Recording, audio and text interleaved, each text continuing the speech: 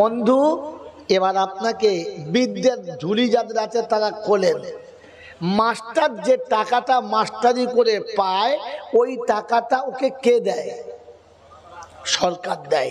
ডাক্তারের যে ডাক্তারির টাকা পায় কে দেয়? সরকার দেয়। অফিসার ব্যারিস্টার যে টাকাটা পায় ওই মাইনেটা কে দেয়? যদি বলে সরকার দেয়।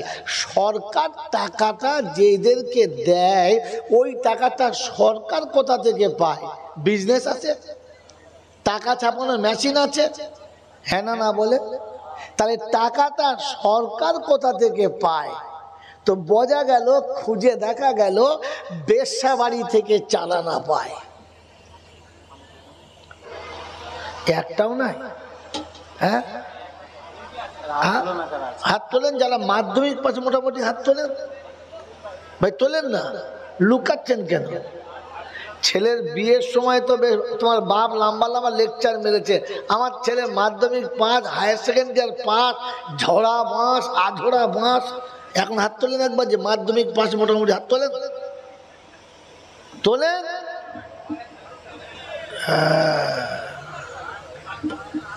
বাবাজিরা, সোনারা, লালেরা, তার মানে সব কথা হচ্ছে আঝরা বাঁশ। যদি হতো পাস হাত তুলতো। মেরে মোহতম দোস্তর বুজুর্গ, যাদের ধারণা মৌলবি পড়িয়ে কিচ্ছু হবে না, ও শালা ভিক করে খেতে হবে, সংসার কি করে চালাবে, বউকে কি করে খাওয়াবে? বলে আমরা মৌলবিরা যা বউদের খাওয়াই তো 7 গোষ্ঠী খাওয়াতে পারে নাই। আমরা ওলামারা আমাদের বাচ্চাদেরকে যে পোশাক কিনে দিই, কবরে গিয়েও তোদের ভাবতে হবে ওই পোশাকটা কিনবো কি দিয়ে। তুই মাস্টার হ, ডাক্তার হ, ব্যারিস্টার হ।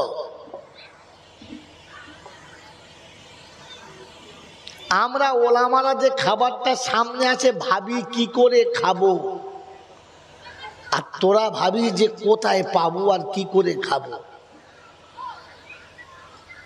এরপরে যারা ছেলেদেরকে আলেম ওলামা করতে চায় না, হাফেজ করতে চায় না, দিনের রাস্তা দিতে চায় না, বুঝতে হবে নিঃসন্দেহে ছেঁচড় ছাড়া কিচ্ছু না। এবার আমরা কজন ছেঁচড় আছি এখান থেকে বুঝে বাড়ি যাই। লোকে আমাকে যা ভাবে ভাবুক, আমি জাতিতে ছেঁচড়। মেরে মোহতম দোস্তর বুজুর্গ, এবারে ভাবেন বসে বসে কেন ছেঁচড়া মোর খাতায় নাম দিলাম। মোহতম দোস্তর বুজুর্গ, ভাবেন বসে বসে। যারা শিক্ষিত আছে হাত তোলেন নাই তো ভাবেন। আপনাদের গ্রামে একটা মসজিদ তৈরি হচ্ছে, এই মসজিদের জন্য অর্থ লাগবে, হ্যাঁ না না? লাগবে। এই অর্থটা কোনো একজন মানুষ দেওয়া সম্ভব না। তো গ্রামের পঞ্চভদ্রকে ডেকে একটা মিটিং করে বসে মাসওয়ারা হলো যে ভাই একটা মসজিদ আমাদের লাগবে, এত বড় গ্রাম, একটা বড় মসজিদ তো বানাতে হবে, খরচা অনেক, ভাই যে যা পারি সাথ দেবো। তো সবাই বলে হ্যাঁ হ্যাঁ আমরা সবাই দেবো। এই হ্যাঁ হ্যাঁ সবাই দেব বলে তারপরে যখন টাকা তুলতে গেলাম, একজন বলছে যে ভাই আমি সেই টাকা সুদে দিয়েছিলাম, আমার এই সুদের টাকা আছে 1.5 লাখ নিয়ে নাও। আপনারা বলেন ওই সুদ করে টাকায় মসজিদ করা যাবে না? আর একজন বললে শোনেন আমার ছেলের বিয়েতে পণ পেয়েছি 2.5 লাখ, ওর থেকে 1 লাখ তুমি নিলাও। বলেন এই টাকাতে মসজিদ করা যাবে? জোরে বলে যাবে না। যদি কেউ বলে যে একটা কাজ করো, আমি আমার বউকে বন্ধক দিয়ে অনেক টাকা পেয়েছিল, তাই ওই টাকা কিছু দিই, নেবে? জোরে বলে নেবে না। যদি কেউ বলে আমি শুয়োরের ব্যবসা করি, ভাই আমার ইনকাম ভালো হয়েছে, আমার এই শুয়োর ব্যবসা থেকে 50,000 দেবো, নেবেন? কারণ এই টাকাতে মসজিদ করা যাবে, কারণ এই টাকাগুলো কি টাকা? জোরে বলে হারাম টাকা নেওয়া যাবে। জোরে বলেন। যারা লেখাপড়া শিখে গরমে ফুলে থাকেন, আমি বিয়ে পাস, ওই ভম্বলদেরকে বলছি তোমরা উত্তরটা দাও, বোকাদের তো হবে না। কি জি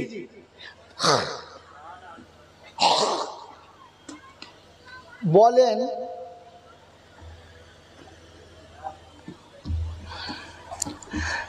অতএব সুদের টাকা, ভাই এই লাইটটা কাটেন, এই লাইট কাটতে বলেন।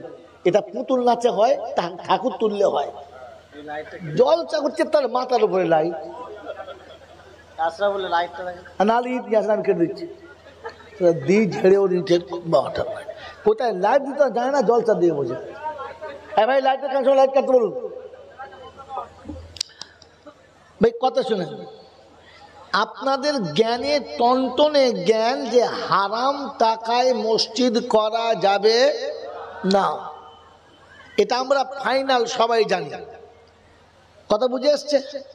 একজন মানুষ বললে ভাই আমার ওই সুদের টাকা মদের টাকা নয়, তবে আমার এই জাকাতের টাকা আছে 1,02,000 দেবো, নেওয়া যাবে না। তো বলছি ভাই একটা কাজ করছি, আমার বউ মরে যাচ্ছিল, আমি মানত করিলাম যে 50,000 টাকা দেবো, ওটা দেবো?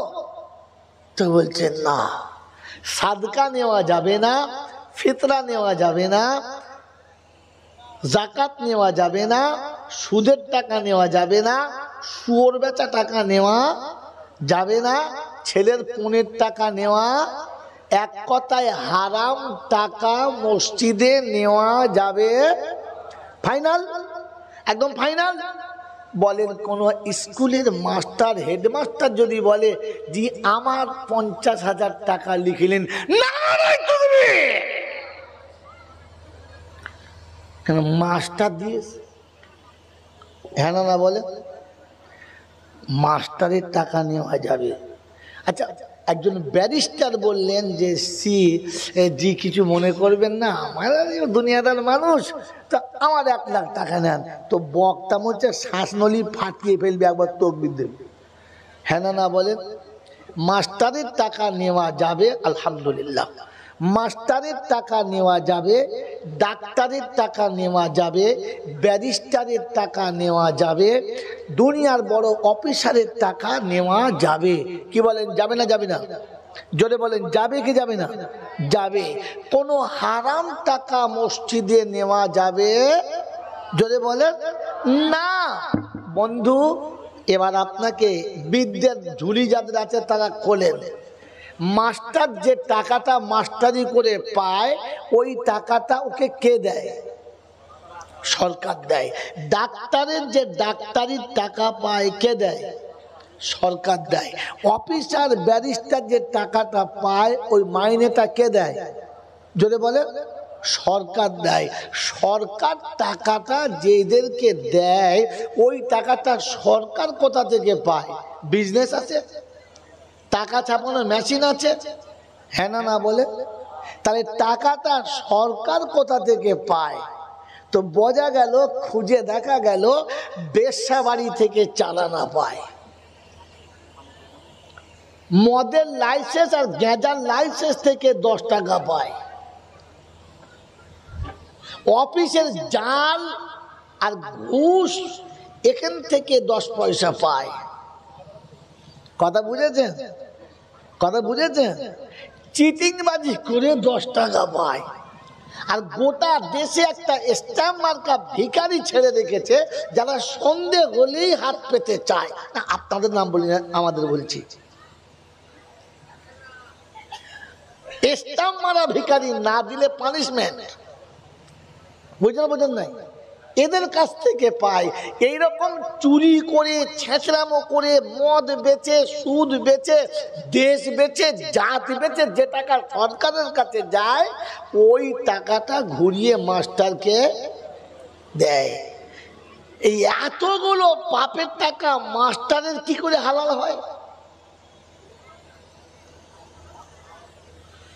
যারা এমএ পাস, বিদ্যের ফুটুনিতে ফেটে পড়েন, উত্তর দেন। 1.5 ঘন্টা হাতে টাইম দিলাম, তবে কসম দিলাম আপনাদের জীবনে আলেমের কাছে জিজ্ঞাসা করে আসবেন না, তাহলে আপনি হিজড়ে বেজাত মাল। আপনার এমএ পাস, মাস্টার, ডাক্তার, ব্যারিস্টারের কাছ থেকে কোশ্চেনের উত্তরটা নিয়ে আসেন, এই হারামখোরদের টাকাগুলো হালাল কি করে হয়, আর এদের টাকায় মসজিদ কি করে বানানো যায়। যদি বিদ্যে থাকে নিজে বার করুন, আর না থাকলে আপনার মাস্টারকে জিজ্ঞাসা করুন। কোনো আলেমের কাছে যাবেন না, কারণ এর উত্তরটা আলেমদের কাছে আছে। আপনার কাছে দেখেন, যারা মনে মনে করেন আমার ছেলেকে মাদ্রাসায় পরীক্ষা হবে, বিকিনি বিদ্যে চেয়ে মেঘে খাবে, ও পেলে ওর বউ পাবে না, ছেলেদের কি হবে? ওই বোকা কথা, তুমি বিদ্যে বার করো দেখি, তাহলে বুঝবো তুমি কিছু শিখেছো। আর তা না হলে বুঝবো তুমি যে মূর্খ ছিলে আরো মূর্খই হয়ে গেছো, কিচ্ছু শেখো নাই। কথা মনে থাকবে ইনশাল্লাহ। এই চাপটা তোমাদের উপরে রেখে দিয়ে জলসা শুরু করছি, আর পাক্কা 1.5 ঘন্টা টাইম দিচ্ছি নামার আগে উত্তর দিলে আজকে জলসা থেকে একদম এখানে বসে 10,000 টাকা গুনে হাতে দিয়ে দেবো। মেরে মুহতরম দোস্ত বুজুর্গ আল্লাহ ওয়ালা ভাইরা, আর যদি না পারেন তাহলে সবাই মিলে কিন্তু আমাকে 1 লাখ টাকা দিতে হবে, তবে উত্তরটা বলবো, তার আগে নয়। তবে হ্যাঁ, এতটুকু বলে যাবো, চুল কুতাবে খালি, সেটা বাকিটা কি বলতেনি, বাকিটা কি বলতেনি ওটা বলবো না, কারণ আপনাকে তো খানিকটা ভাবনাতে হবে। কারণ আপনারা তো মসজিদের মলচাকে মনে মনে করেন যে পেচ্ছাপ খানার বদ না, যেমন খুশি তেমন নাড়েন। আপনি জানেন না আলেমদের সঙ্গে বেয়াদবি করে কত বড় ক্ষতি করেছেন, জীবনে অধঃপতনের কতটা অন্ধকারে নেমে গেছেন। এই অন্ধকার থেকে আলোয় ফিরানোর জন্য চাপটা রাখলাম, খুঁজে বার করেন আর বয়ান শোনেন। মেরে মুহতরম দোস্তের বুজুর্গ আল্লাহওয়ালা ভাইরা, পৃথিবীতে কোনো স্বামী তার বিবিকে ভালোবাসে না যদি স্বামী মিথ্যুক হয়। মিথ্যাবাদী স্বামীকে বিবি ভালোবাসে না, মিথ্যাবাদী সন্তানকে পিতা ভালোবাসে না, মিথ্যাবাদী বন্ধুকে কোনো বান্ধবী ভালোবাসে। এক কথায় মিথ্যাবাদীকে কেউ ভালোবাসে জোরে বলে না, আর মিথ্যাবাদীকে আমার আল্লাহ ভালোবাসে জোরে বলে না। তার কারণ হলো মিথ্যা সকল গুনাহের মা, সব পাপের মা, তার নাম কি? মিথ্যা। কারণ যে মিথ্যা কথা বলতে পারে ও সব পারে, ওর দ্বারা আর কিছু অসুবিধা হবে, যা করবে বলবে না, কারণ মিথ্যুকের দ্বারা সব সম্ভব। অতএব মিথ্যাকে পৃথিবীর কেউ ভালোবাসে জোরে বলেন না। আমরা কজনা মিথ্যা ইচ্ছা করে বলি? হাত তোলেন তো। আলহামদুলিল্লাহ কেউ নেই, খুব খুশির খবর। কি জি জলসা জীবনে কখনো শুনেছি তো অনেক, বুঝেছি কিনা ভেবে দেখেন। শুনে যাওয়া জিনিস ভুলে যাওয়া সম্ভব, আমল করা অসম্ভব। বুঝে যাওয়া জিনিস ভুলে যাওয়া অসম্ভব, আমল করা সম্ভব। তাই সারা জীবন যা শুনেছি ভুলে গেছি, আমল করতে পারি নাই, কারণ আমি জলসা শুনেছি মোটে বুঝি নাই। যদি বলেন নমুনা, তো স্যাম্পল ফাইল নিয়ে নেন। আল্লাহর নবী সাহাবীদের কাছে যতগুলো কথা বলতেন, কোন কথাটা নবীর নিজের কথা না, নবীর নিজের কথা না। তিনি যতটুকু বলতেন রবের কাছ থেকে নিয়ে সাহাবীদের কাছে বলতেন। হ্যাঁ না না, আলেম ওলামারা যতটুকু কথা মসজিদের মেম্বরে বসে বলে, একটিও কথা তার বাবার কথা না, সব কথাগুলো কোরআন কিংবা হাদিস থেকে নিয়ে বলে। কথা বুঝেছেন? নবী খোদা থেকে নিয়ে বলতেন, রব থেকে নিয়ে বলতেন, ওলামারা কোরআন হাদিস থেকে নিয়ে বলেন। অতএব দুটো এক না আলাদা? এক। কিন্তু দুর্ভাগ্য এইখানে যে নবীর প্রতিটি কথা সাহাবী বুঝেছেন, নবীর প্রতিটি কথা সাহাবীরা বুঝেছেন। তাই বাসর রাতে বিবি রেখে ফজর পরে যুদ্ধে চলে যেতে পেরেছেন। যুবক যৌবনকালে বিবি রেখে যুদ্ধে যেতে পেরেছেন, কারণ নবীর কথা সাহাবী বুঝেছেন। ওলামাদের কথা আমরা কখনো বুঝি না, তাই 80 বছরের বুড়ো বউ জড়িয়ে শুয়ে থাকে ফজরের নামাজ, মাল বোঝে নাই এখনো রে। কেন বাবা, তোর কোমরে দোষ আছে?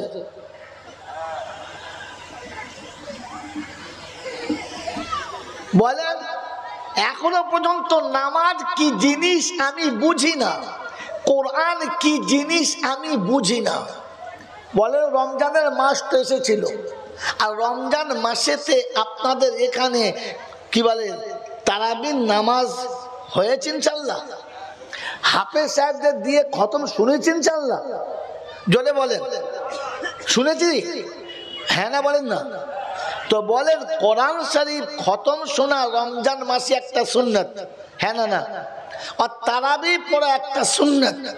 আল্লাহর নবী সাল্লাল্লাহু আলাইহি ওয়াসাল্লাম বলেছেন, রমজানে এক খতম শুনলে কত সওয়াব পাবে? কত সওয়াব পাবে? কত খতম পাবে বলেন? 70। জানেন না? ভুলে গেছ? কালকে ঈদের নামাজ ভুলে গেছ? যা বিয়ে করে বউ ভুলে যাবে, ভাগ্যবান। হ্যাঁ, তো ঘরে বউ লেগে শালি জড়ি তোরা মাল তো রে, বুঝতে পারি না এখন আমাকে, বুঝলো না?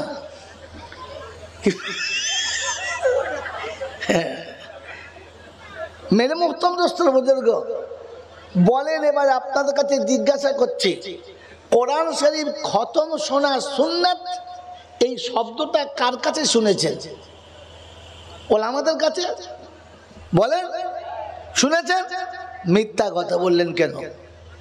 কোন আলেম কোনদিন বলে নাই, নবী কোনদিন বলে নাই যে খতম শোনা সুন্নাত।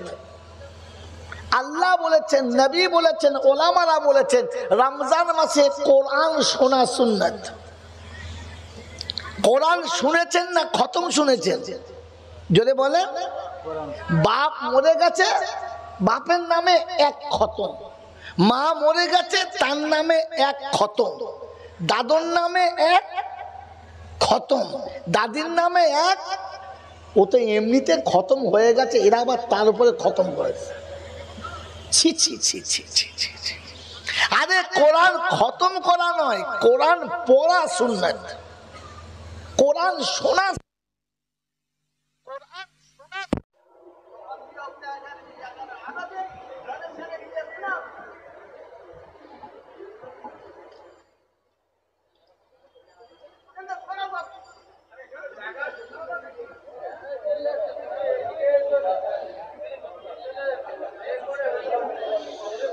বিসমিল্লাহির রহমানির রহিম।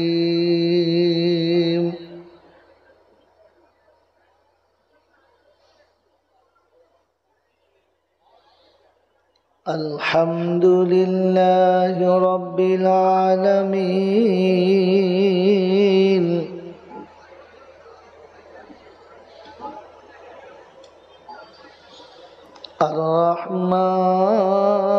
আর-রহমানির রহিম।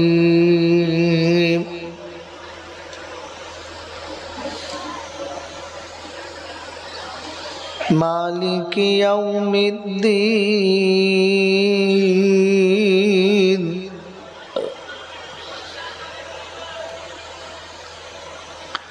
ইয়্যাকা না'বুদু ওয়া ইয়্যাকা নাস্তাঈন।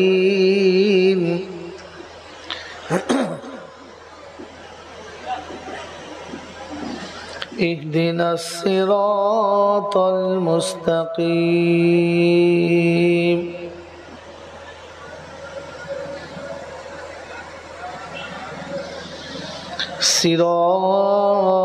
সিরাতাল্লাযীনা আন'আমতা আলাইহিম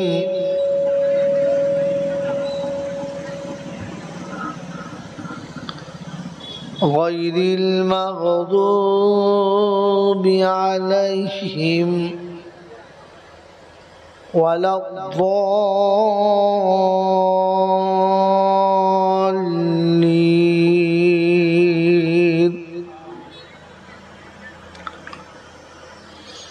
বিসমিল্লাহির রহমানির রহিম।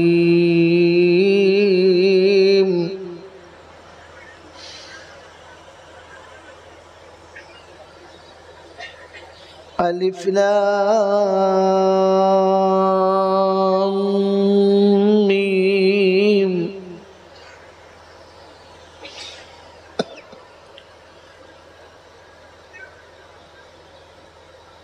যালিকাল কিতাবু লা রাইবা ফীহি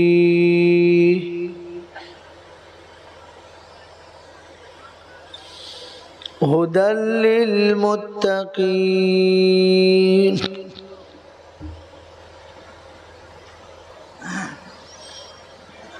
الذين يؤمنون بالغيب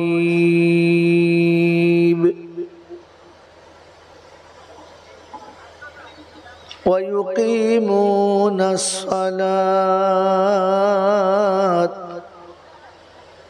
ومما رزقناهم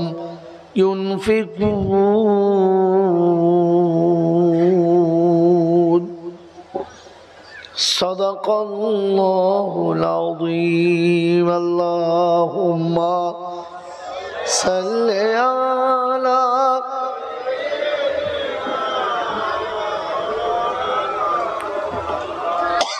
وعلى آل سيدنا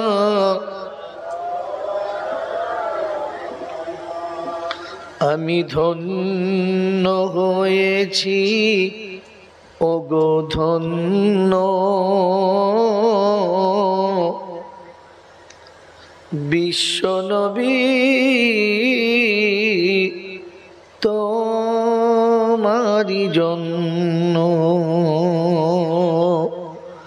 আমি ধন্য হয়েছি ওগো ধন্য বিশ্বনবী তোমারি জন্য তব চরণেতে হাসরেতে তব চরণেতে হাসরেতে দিও মোরে ঠাই যদিও আমি যে নগণ্য ধন্য হয়েছি আমি ধন্য আল্লাহুম্মা সাল্লি আলা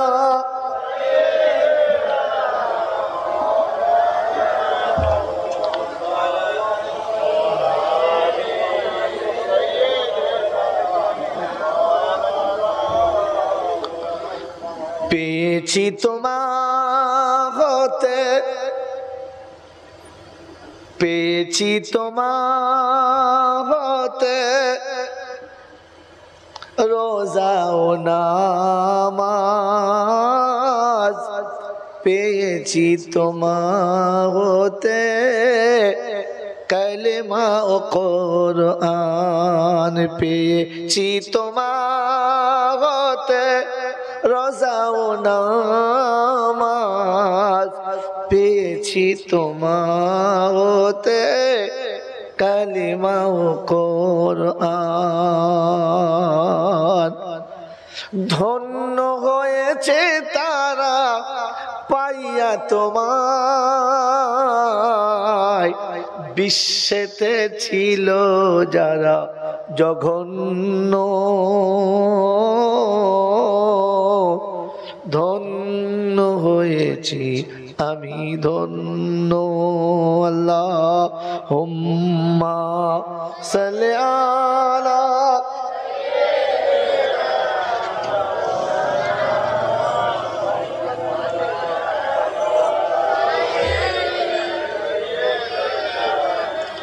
মাওলানা মুহাম্মদ আলহামদুলিল্লাহ আলহামদুলিল্লাহ নাহমাদুহু ওয়া নাস্তাঈনুহু ওয়া নাস্তাগফিরুহু ওয়া নু'মিনু বিহি ওয়া নাতাওয়াক্কালু আলাইহি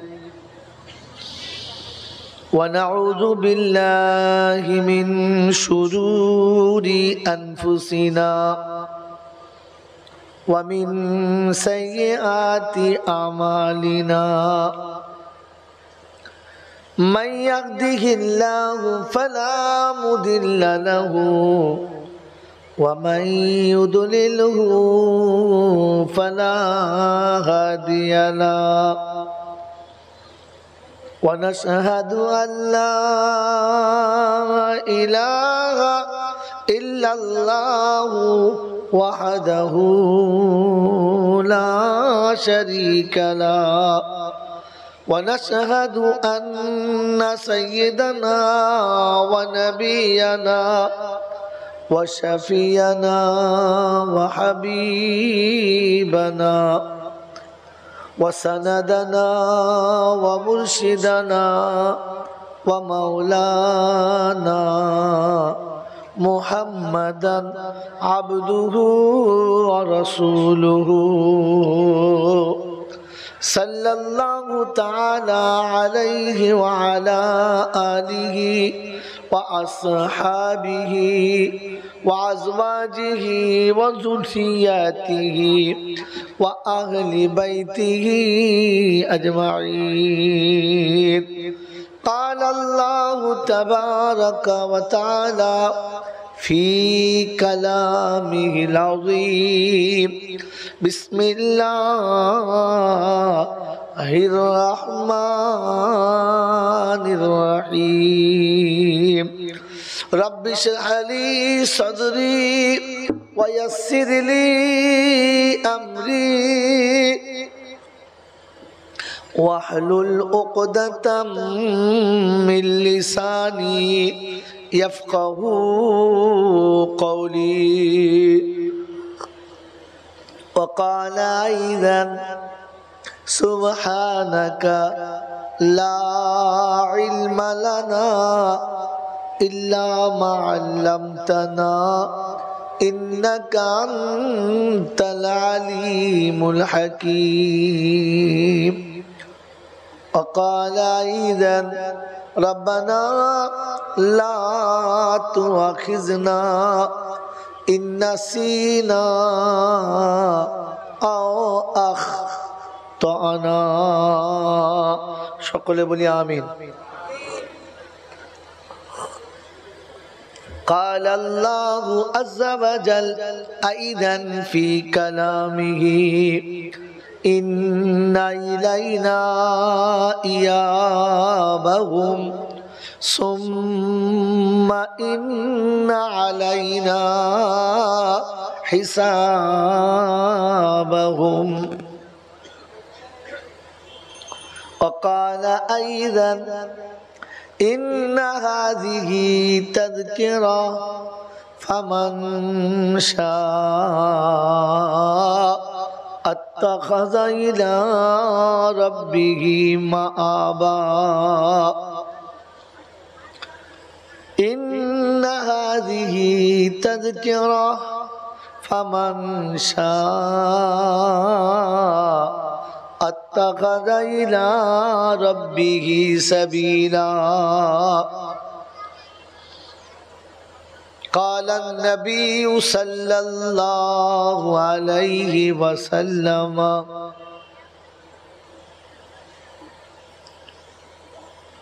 خير الحكمة خشية الله وخير الغنى غنى القلب وخير الزاد التقوى وخير ما أوتيتم العافية وخير الكلام كلام الله وأحسن الهدي هدي محمد صلى الله عليه وسلم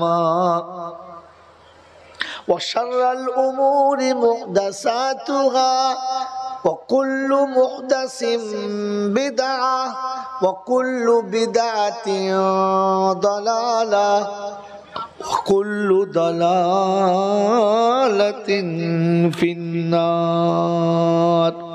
أو كما قال عليه الصلاة والتسليم. صدق الله المولانا العظيم وصدق رسوله النبي الكريم ونحن على ذلك لمن الشاهدين والشاكرين.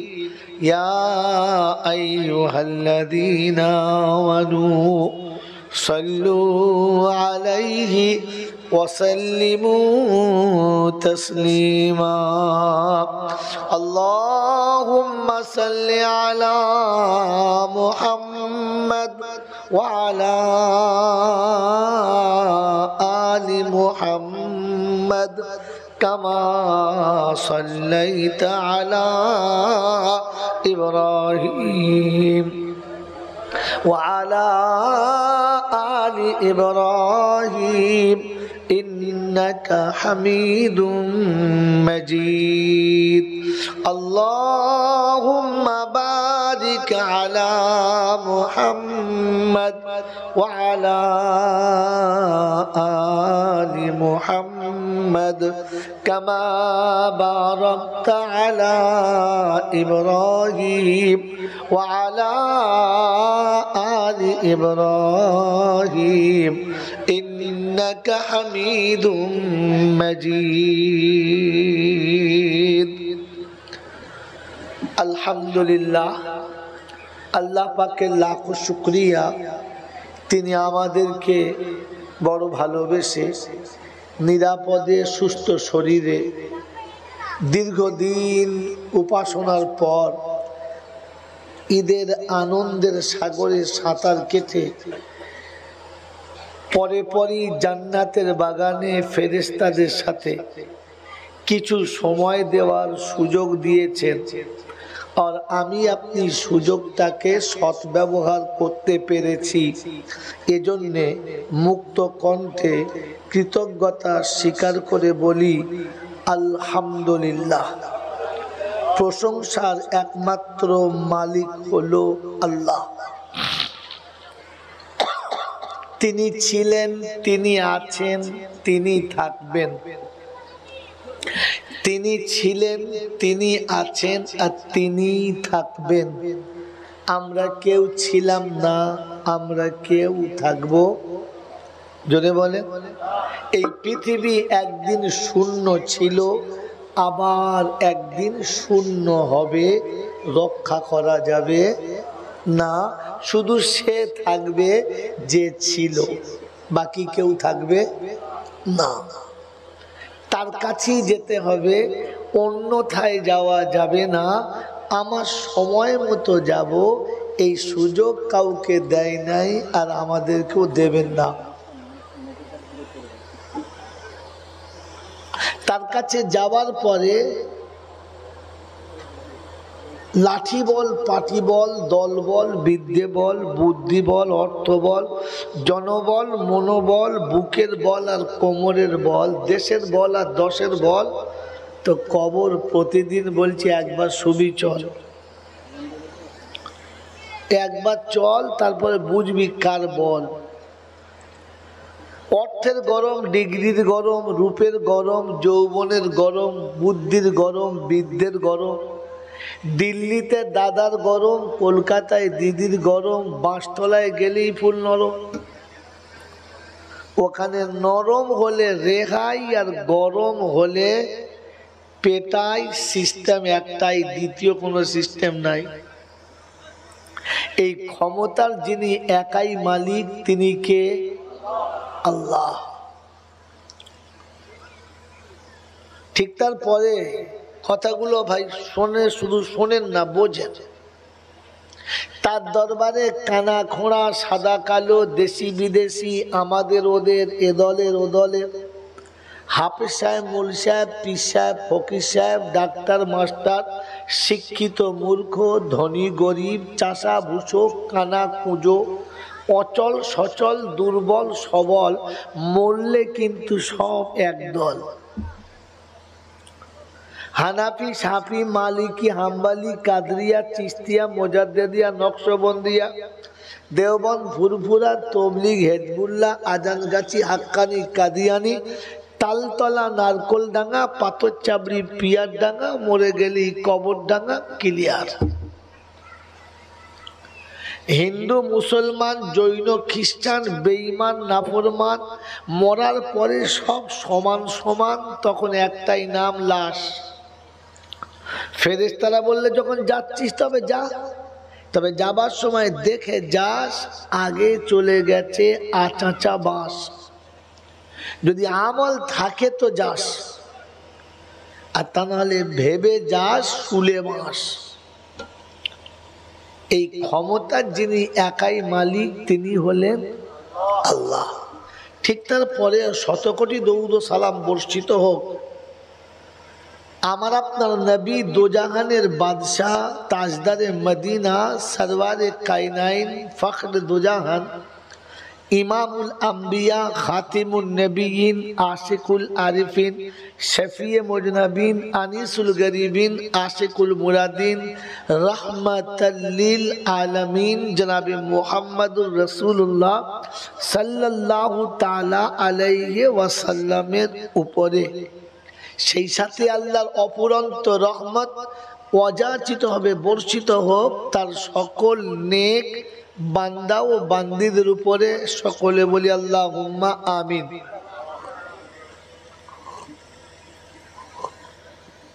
মেরে মোহতরম দোস্ত আর বুজুর্গ, সারা জীবন জলসা শুনেছি, আজকে শুনছি, আর যতদিন বাঁচব শুনবো ইনশাআল্লাহ। হ্যাঁ না না বলেন? শুধু শুনেছেন, শুনছেন আর শুনবেন এটাই শেষ, না কিছু বুঝেছেন, কিছু বুঝছেন আর কিছু বুঝবেন? কোনটা? এ পর্যন্ত জলসা শুনে কিছু বুঝেছেন না খালি শুনেছেন? চট করে বলেন, কথা বলে না কেন? আমার ভাষা কি আপনারা বুঝতে পারেন না? তো বলেন, জলসা শুধু শুনেছেন না শুনে কিছু বুঝেছেন? বলেন। বুঝেছেন। আপনারা কি বোঝেন নাই? তো চুপ করে কেন বসে আছেন? আপনি চুপ করে থাকলে তো বুঝে নেবো আপনি বোঝেন নাই। কি জি, কিছু তো বুঝেছেন? হ্যাঁ না না? তো যারা বুঝেছেন তারা বলেন যে শোনার বোঝার মধ্যে তফাৎ কতটা?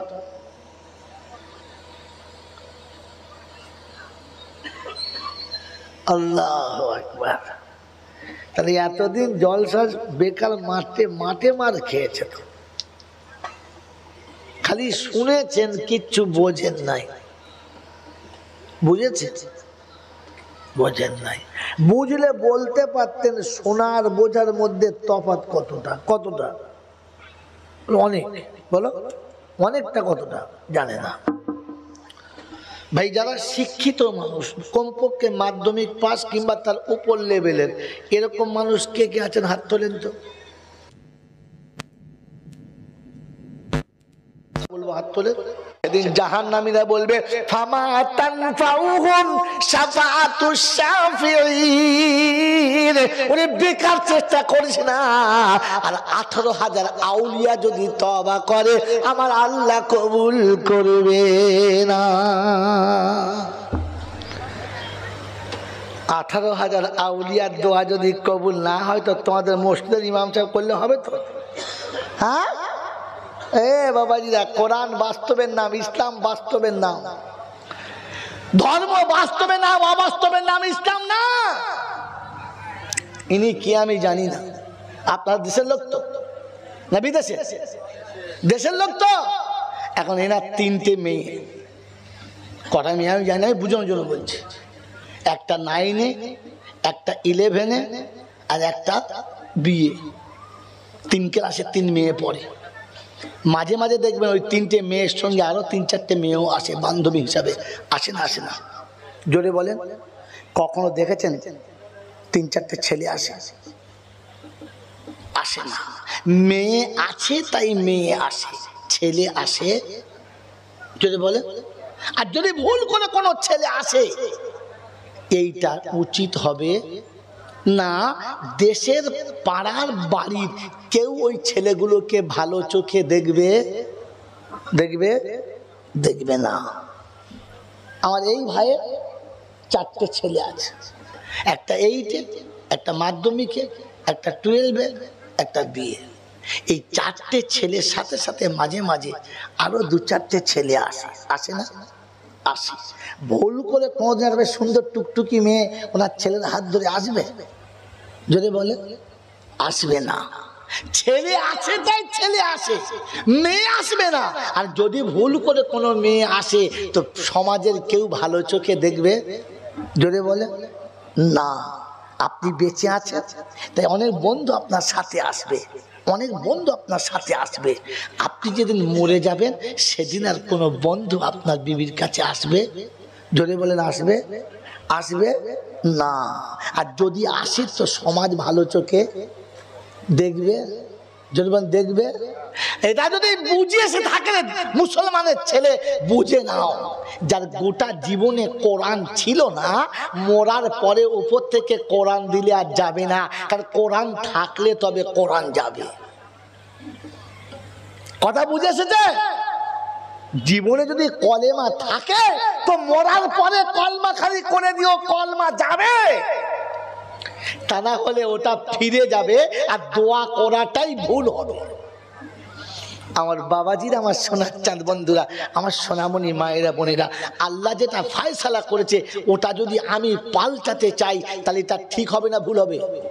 জোরে বলেন, জোরে বলেন। তো কোরআন শোনাচ্ছে মানে আল্লাহ নিজে শোনাচ্ছে বেনামাজিরা জাহান্নামে যাবে। এরকম পাক্কা বেনামাজি মরে গেছে আর মিলাদের পরে আমরা মৌলবীরা দোয়া করছি, আল্লাহ সত্তারের আব্বার জীবনের ভুল মাফ করে দাও, আল্লাহ ওর জন্য জান্নাতের ব্যবস্থা করে দাও। ফেরেশতা বলছে ওরটা ওর নামে লিখে দে, ও শালাকে তাড়িয়ে দে। আল্লাহ ওর নামে জাহান্নাম লিখে দিয়েছে, তুই পাল্টাছিস কি করে? ওকে যদি জাহান্নাম থেকে বাঁচানোর ইচ্ছা ছিল তো মরার আগে ওকে নামাজ কেন ধরাস না বল? ওকে কেন ওযু করা শেখালি না? ওকে কেন পবিত্রতা শেখালি না? ওকে কেন রবের সঙ্গে পরিচয়টা করালি না?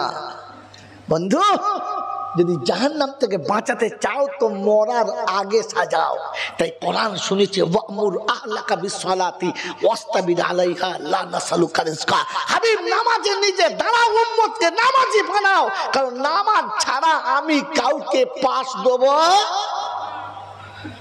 গোটা জিন্দেগি ধর্মের বহির্ভূত আমল করে চলেছ আর মৌলবি ডাকিয়ে মিলাদ করে সবিনা খাইয়ে সয়বরাতে হেলুয়া খাইয়ে মালটাকে পাস করছো।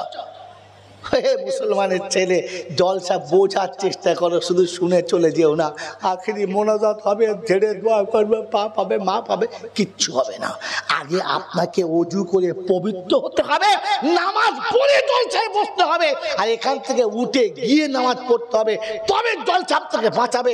তাহলে এই জলসার বাঁশি আপনাকে বাঁশ দেবে।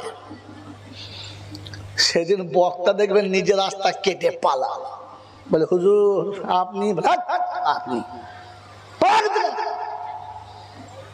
কারণ যখন বলেছিলাম তখন মনে হয় নাই। মেরে মোহতরম দোস্তর বুজুর্গ আল্লাহওয়ালা ভাইরা, জ্ঞানীচন্দ্র সুধী মানুষেরা, আমার সোনামণি মায়েরা বোনেরা, এই জন্য কোরআন আপনার সামনে রেখেছি। আল্লাহ পাক শুনছে সূরা দাহরে গিয়ে ইন্না হাযিহি তাযকিরা ফামান শাআ আত্তাখাযা ইলা রাব্বিহি সাবিলা। এরকম বয়ান সামনে রেখেছি, যার ইচ্ছা যাবে সে রাস্তা দেখে নেবে, যার ইচ্ছা যাবে সে রাস্তা ছেড়ে দেবে। আমি কিচ্ছু বলবো না, তবে যে রাস্তায় যে যাবে তার ঠিকানা সেখানে হবে, ওটা পাল্টানো যাবে? জোরে বলেন না। গোটা জীবনে রাতে সবার আগে এক বোতল না খেয়ে মাল শুতো না, মরার পরে বোতলে করে জমজমার পানি দিয়ে গোসল করে ও শালা আর জান্নাতে যাবে? জোরে বলেন। তো আপনাকে জান্নাতে দিতে হলে মরার আগে যুদ্ধ করতে হবে। গোটা জীবন কাছে বসে কলমা পড়ায় নাই, মরার পরে খাটে তুলে কাপড় পরিয়ে দিয়ে এইবারে যখন খাট কাঁধে তুলছে আশহাদু আল্লাহ ইলাহা, তো মাইয়েত মনে মনে করছে সারা যদি এবার উঠতে পারতো তো কিলিয়ে মগজ নাক দিয়ে বার করতুম। 30 বছর তোকে ভাত বয়ে খাচ্ছি, একদিন আমাকে সাহায্য কলমা শোনালি না, এখন খাটে তুলে শোনাচ্ছিস। আমার বন্ধুরা, আমার আল্লাহওয়ালা ভাইরা, বাঁচাতে যদি চাও আর বাঁচতে যদি চাও, তাহলে মরার আগে যুদ্ধ করে নিজেকে বানিয়ে নাও। চলে যাবার পরই আর কিচ্ছু করা সম্ভব না। আল্লাহ পাক ফাসিরু ফিল আরদি, পৃথিবী দেখে নাই? প্রত্যেকটি বাচ্চা পৃথিবীতে আসার আগে আমার আল্লাহ তার মায়ের পেটে ক মাস রেখেছে? ক মাস? 10 মাস। এই 10টা মাস মায়ের পেটে এই জন্য ছিল যে ওখানে যেন একটু আরামে থাকে, নিরাপদে থাকে। হ্যাঁ না না বলে?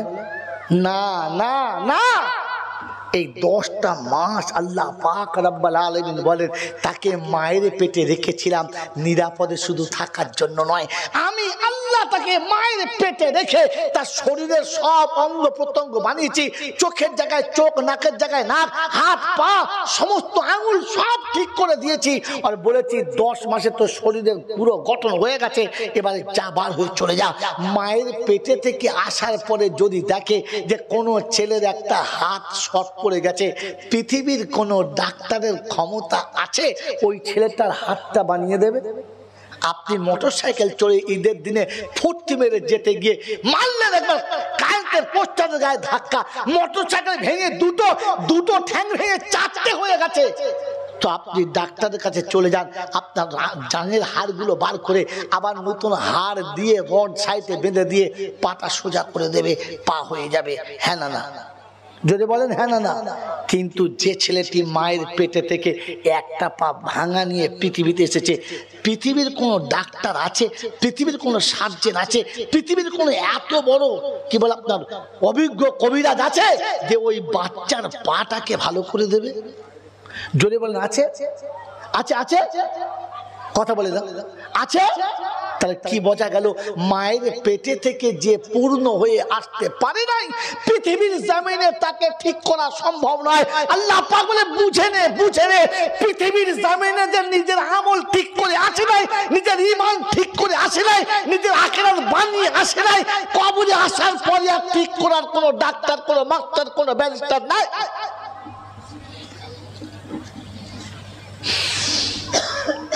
আমি আল্লাহ তোকে বুঝে নিতে বলেছিলাম যে পৃথিবীতে আসার সময় অসম্পূর্ণ এলে পৃথিবীর কোনো হসপিটালে তোকে ঠিক করা যাবে না। আর পৃথিবী থেকে চলে যাবার পরে তোর পৃথিবীতে রেখে যাওয়া অঙ্গটা উপরের কোনো ডাক্তার কবরে ঠিক করতে পারে না। কথা বুঝে এসছে বাবাজি? কথা বুঝে এসেছে? এই জন্য শুনিয়ে দিচ্ছি, শুনে রেখে দেন। আল্লাহ পাক আপনাকে আমাকে শোনাচ্ছে, নামাজ, রোজা, হজ, যাকাত, সাদকা, খায়রাত, দান ধ্যান যা কিছু দিয়েছি সব কিছুর আসল টার্গেট হচ্ছে আমাকে রাজি করা, আমাকে কাছে পাওয়া, আমাকে বুকে জড়িয়ে ধরা, আমার নৈকট্য লাভ করা, এটার জন্য দিয়েছি। বন্ধু, আল্লাহ পাক যখন এই কথা বললেন তো বললে আল্লাহ কি করে তোমাকে ধরবো? তুমি তো শুধু আল্লাহ না, তুমি রহমান, তুমি রহিম, তুমি কাহার, তুমি জব্বার, তুমি সত্তার, তুমি ওয়াহাব, তুমি হালিম, তুমি কাদির, তুমি ওয়াহিদ, তুমি মুওয়াহিদ। তোমার তো একটা দুটো নয়, 99টা নামের মালিক তুমি, 99টা পদের মালিক তুমি। তোমাকে ধরি কি করে, বুঝাই কি করে?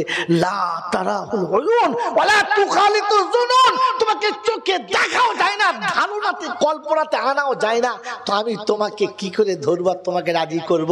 আল্লাহ পাক বলেন, হাবিব তোর উম্মতের জন্য সহজ করে দিয়েছি, মাই ইউতি রাসূলা ফাকাদ আতা আল্লাহ, যে রাসূলকে ইতাআত করে নেবে সে আমি তাকে আমার ইতাআত করনে ওয়ালা মনে নেব। নবীকে মেনে নিলে আমার মানা হবে। আল্লাহর নবী সাল্লাল্লাহু আলাইহি ওয়াসাল্লাম বলেন, রেজাল ওয়ালিদি রেজাল্লাহ, যে আব্বাকে রাজি করে নেবে সে আল্লাহকে রাজি করে নেবে। যারা আব্বা তার উপরে রাজি হবে, বলেন তারা আল্লাহ তার উপরে রাজি হবে। এ বন্ধু, যে বৃদ্ধ বয়সে অচল হবে, চোখের জ্যোতি কমে যাবে, সমাজের চোখে বোঝা হয়ে যাবে, শিক্ষিত ছেলে যখন বাপকে গোসল করিয়ে দামি জামা পরিয়ে বৃদ্ধাশ্রমে দিয়ে চলে আসবে, তখন সেই তো যোগ্য সন্তান যে বাপকে বৃদ্ধাশ্রমে দিয়ে চলে আসবে। আমার সোনার চাঁদ বন্ধু, আমার আল্লাহওয়ালা ভাইরা, এই বাপ ওই ছেলের উপরে রাজি হবে? জোরে বলেন হবে?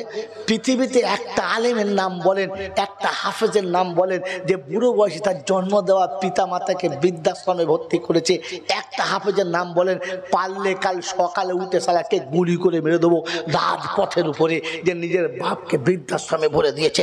তারপরে দিন ফাঁসিতে চাপতে চেপে যাবো, অসুবিধা নেই। কারণ যে বৃদ্ধ পিতা মাতাকে শান্তি দিয়ে জান্নাত কামাতে পারে না। রাসূল বলে আমি অভিশাপ করছি সে ধ্বংস হয়ে যাক, সে ধ্বংস হয়ে যাক, সে ধ্বংস হয়ে যাক। তাকে রাসূল অভিশপ্ত করেছে, ধ্বংসের কথা বলেছে, খোদা মেনে নিয়েছে। জিবরাইল বলেছে মদিনার মসজিদে রমজান মাসের জুমার দিনে বলেছে তাকে গুলি করে মারলে অসুবিধা হবে না, ইসলামিক কানুন তাকে গুলি করে মারা দরকার ছিল। মেরে মুক্তম দোস্তর বুজুর্গ, কিন্তু আমি আপনাকে গুণে দেখাবো। চলুন, আপনি আমার বর্তমানে কত শত ছেলে, কত ভালো ভালো শিক্ষিত হাই র্যাঙ্কের অফিসার, বড় বড় পুলিশের উপর র্যাঙ্কের চাকরি কেনেওয়ালা বৃদ্ধাশ্রমে পিতাকে দিয়ে চলে আসছে হাসতে হাসতে, আর বলছে কি জানেন, বাপ বাবাকে একটা নিরাপদ জায়গায় রেখেছি। কোথায়? বৃদ্ধাশ্রমে, যেখানে বসে নাতিকে চোখে দেখতে পাবে না, সন্তানকে চোখে দেখতে পাবে না, সময়ে কখনো আব্বা বলে সন্তানকে বুকে জড়াতে পারবে না। এরকম সন্তানকে মানুষ করে তুমি নিজেকে মানুষ মনে করছো? নিজেকে মানুষ মনে করছো? এই জন্য বন্ধু তওবা করো, মনে মনে তওবা করো। সকাল থেকে নামাজ ধরো, নামাজের পাটিতে বসে নিজে তওবা করো, রব্বানা যালামনা, ভুল যা করেছি আর জীবনে কখনো করব না, ভুল যা করেছি এ ভুল যেন আর কখনো আমার দ্বারাই হয় না। সন্তান তোমাকে বলে দিচ্ছি, মনে রেখে দাও, আব্বাকে যদি রাজি করতে চাও তাহলে আব্বার কোলের কাছে একবার যাও। যে আব্বা তোমাকে না দেখে ঘুমাতো না, যে আব্বা তোমাকে কোলে না নিয়ে খানা খেত না, যে আব্বা তোমাকে পাশে না পেলে কোনো দিন শান্তি পেত না, তুমি অফিস থেকে ফিরে এসে কোনোদিন বলেছো আমার আব্বা কোথায় আছে? আব্বা খানা খেয়েছো? আমার বাপ আমাকে বারবার জিজ্ঞাসা করতো খানা খেয়েছিস বাপ, ভাত খেয়েছিস? আমি আজ বড় হয়ে সমাজে উচ্চ পদস্থ হয়ে গেছি, জীবনে বাপকে কোনোদিন জিজ্ঞাসা করেছি আব্বা খেয়েছো? কি খাবে বলো? চলো আমার সঙ্গে দুটো খাবে, চলো চলো আমার সঙ্গে বসে খাবে, চলো আমি তোমাকে দুটো খাওয়াবো। সারা জীবন বাপের হাতে অনেক কিছু খেয়েছি, বৃদ্ধ বয়সে আব্বাকে কোলের কাছে বসিয়ে কখনো কোনো জিনিস খাইয়েছি, কখনো কোনো জিনিস বাপের মুখে তুলে দিয়েছি? বন্ধুরে, বাপ তো এই চিন্তা করতে করতে চলে গেল।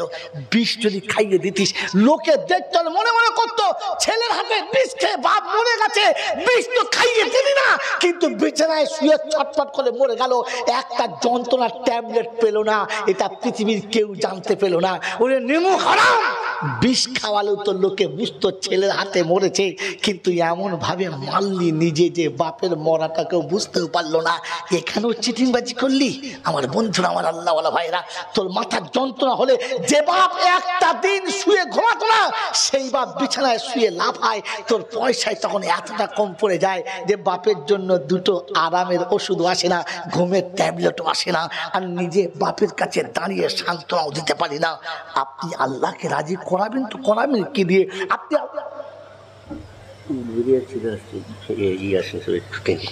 কি বেরিয়ে ছেড়ে আসছে? ও জীবনে ছেড়ে আসবে না, ওটা মিথ্যা কথা। এরকম চিটিংবাজি করে কতদিন চালাবে?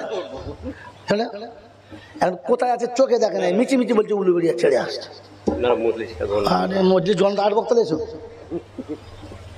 আট বক্তা এসো। কে যতক্ষণ আসছে না তোমার আট বক্তা এসো, আপনি ঠিক করুন যত সব। মেরে মোহতম দুস্তর বুজুর্গ আল্লাহওয়ালা ভাইরা, এই ভালোবাসা নষ্ট করে দেবেন না। আগামী দিনে কিন্তু একবার প্রকাশ্যে না বলে দেবো, তখন আর লজ্জা থাকবে না। আপনি কথা রাখলেন না, এই সমস্ত জিনিস ভুললাম, ঠিক না?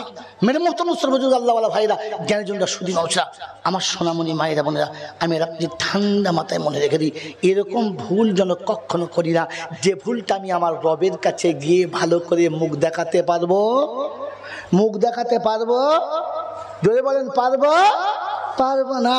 বন্ধু আমার, আল্লাহ ভাইরা, আপনার আমার মনে মনে হচ্ছে তো ঠিকই আছে, বাপ তো মরেই গেছে, মা তো চলেই গেছে, আর অসুবিধা নাই, মা তো চলেই গেছে, তবে আর কি হবে, আমার তো কোনো রাস্তা নেই। আল্লাহ বলেন না, এখনো অপশান রেখেছি, এখনো বাঁচা রাস্তা রেখেছি।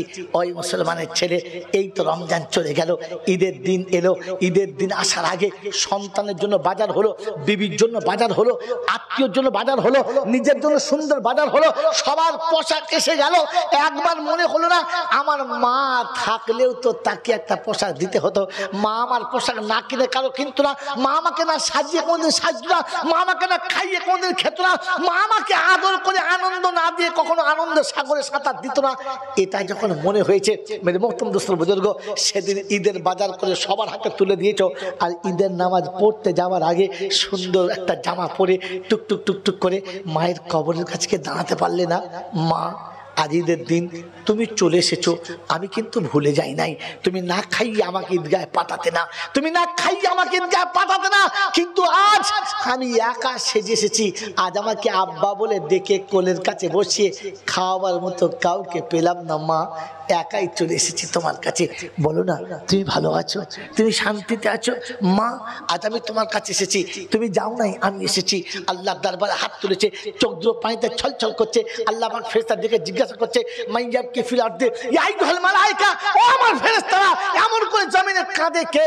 বলে হাজা ফালা ইবনে ফালা, অমুকের ছেলে অমুক আজকে এসেছে আপনার কাছে দোয়া করতে। কিসের জন্য? বলে অসহায় সন্তান নিরুপায় হয়ে পিতার কবরের কাছে দাঁড়িয়েছে। আর কি বলেছে? বলে আল্লাহ তুমি যা বলেছো, রব্বির হামহুমা কামা রব্বায়ানি সগীরা, রব্বির হামহুমা কামা রব্বায়ানি সগীরা। পরওয়ারদিগার আলম, যেমনি আমার আব্বা মা আমাকে শিশুকালে ক্ষমা করেছে, তুমি নাকি মায়ের থেকে বাপের থেকে 70 গুণ বেশি ভালোবাসো, তাই আমার আব্বা মাকে তুমি ক্ষমা করে দাও, আমার আব্বা মাকে তুমি মাফ করে দাও। রব্বে জুল্লার বলে ফেরেশতা, আমি সব দেখেছি, সব শুনেছি, তুই সাক্ষী থাক। ওই সন্তান যখন মায়ের কবরের কাছে এসেছে, এই আসার কারণে ওর জীবনের গুনাহটা ক্ষমা হয়ে গেছে। তুই শুনে রেখে দে, ওর চোখের পানি চোখ থেকে ঝরে যাওয়ার আগে ওর বাপের কবরটা জান্নাতের বাগান হয়ে গেছে। আমি রাজি হয়ে গেছি, আমার হাবিব রাজি হয়ে গেছে, দুনিয়া এবারে রাজি হয়ে গেছে।